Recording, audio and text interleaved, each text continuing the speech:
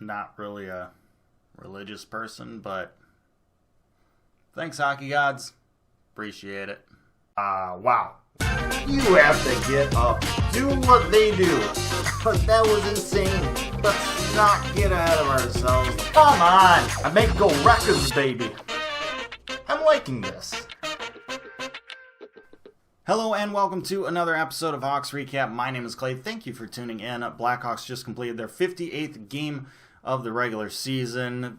Fourth game in a 5-game road trip. Trying to snap a 5-game losing streak. And, well, they did it. The Hawks get the victory over the Calgary Flames by a score of not 1, not 2, not 3, not 4, not 5, not 6, not 7, but 8-4. That's right.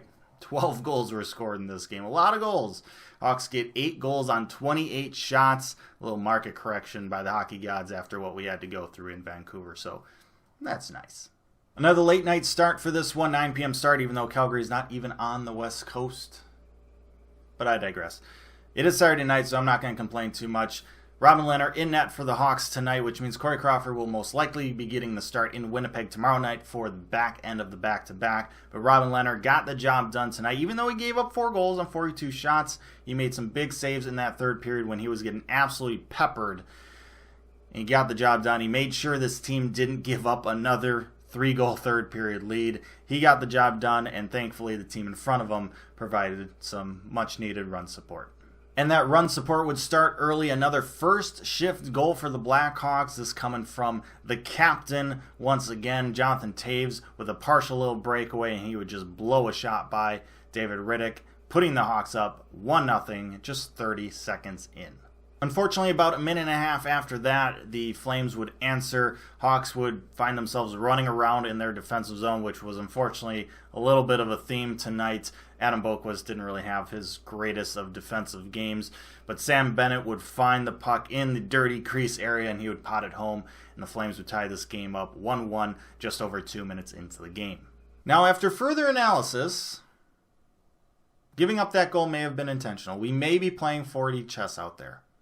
You see, we cannot have a 2-0 lead, which is the worst lead in hockey, if we let the other team score a goal before we get our second goal.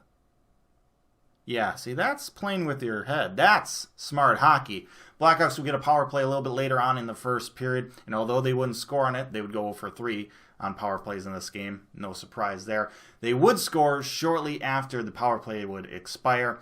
Toews with a nice pass to Jakubczak in the slot area, and the rookie would get his 23rd goal of the year. What a rookie campaign Jakubczak is having.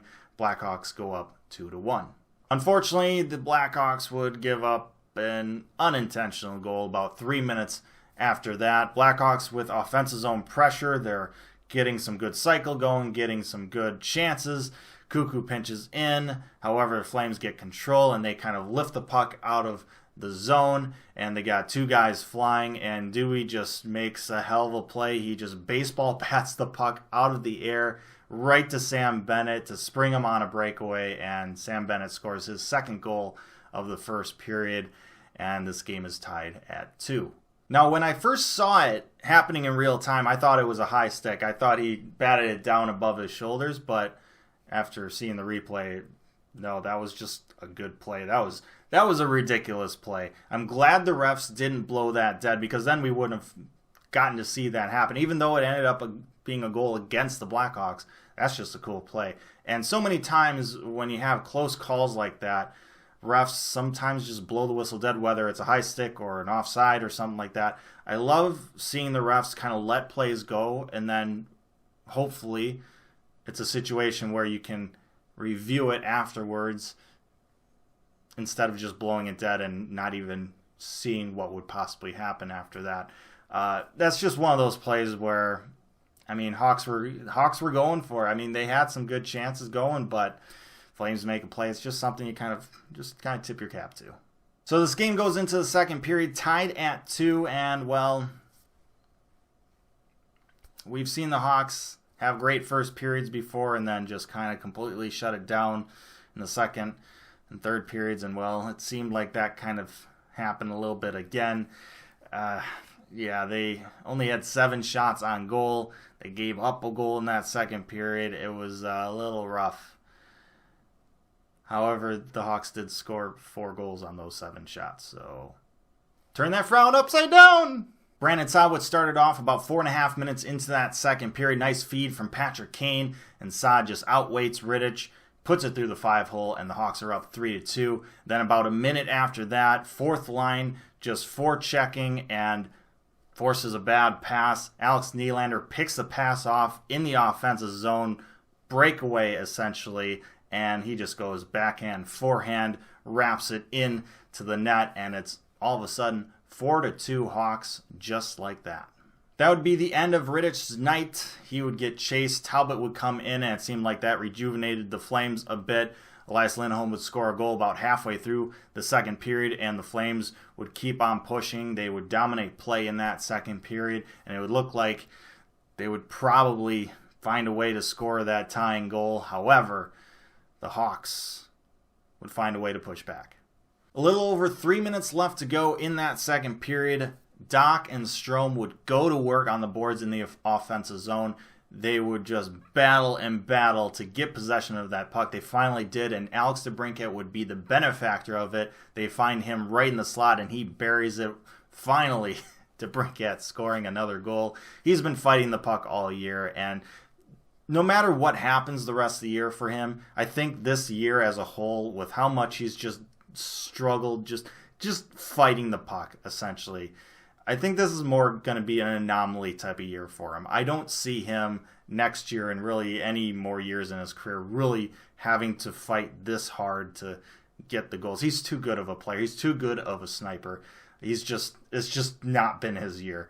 But he gets one here, puts the Hawks up 2 again, which was great in stymieing the Flames' little run they had going on, their little momentum they had. Hawks kind of regain momentum, and then the next shift, 30 seconds after that, the fourth line comes out again, and basically a carbon copy. Kampf, Highmore battling in the offensive zone on the boards, getting possession of that puck, forechecking, and Alex Nylander, just like Alex DeBrincat, would be the benefactor of it right in the slot. Seriously, it was like the exact same play.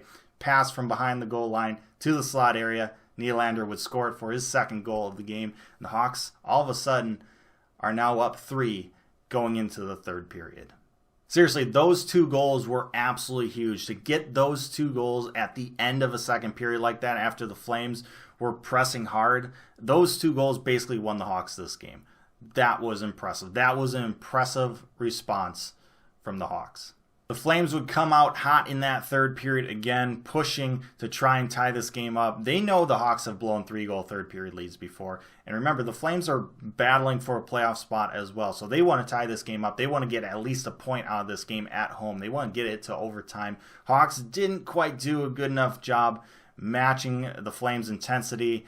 However, Robin Lehner was stellar in that third period. Flames had 20 shots on goal. Lindholm would get a goal with a little over 5 minutes left to go in the third period, but that would be it for the Flames. Kane would score an empty netter, and then Doc would get a goal at the very end just for giggles. Hawks win 8-4. Now, the Hawks didn't get a whole lot of help in the standings department from outside games. Arizona won, Nashville won. Minnesota did lose, and, well, we beat the Flames. This was a big win for the Hawks to snap our 5-game losing streak, to get a win in regulation against another team that we're fighting for a playoff spot. But quite frankly, the Hawks and us really can't worry about other outside games until the Hawks actually consistently get the job done themselves. This was a good step. It's not been a good road trip. However, they got the job done tonight. If they can get the job done tomorrow night in regulation against Winnipeg, that would at least be a good ending to this subpar road trip, and hopefully maybe spring them into their next adventure. And with that, I'm going to end this video. Thank you so much for watching this episode of Hawks Recap. I really hope you enjoyed it. Let me know your thoughts down in the comment section below. Feel free to like, share, and subscribe if you enjoyed this video. But most importantly, stay safe, make good decisions, and I'll see you next time.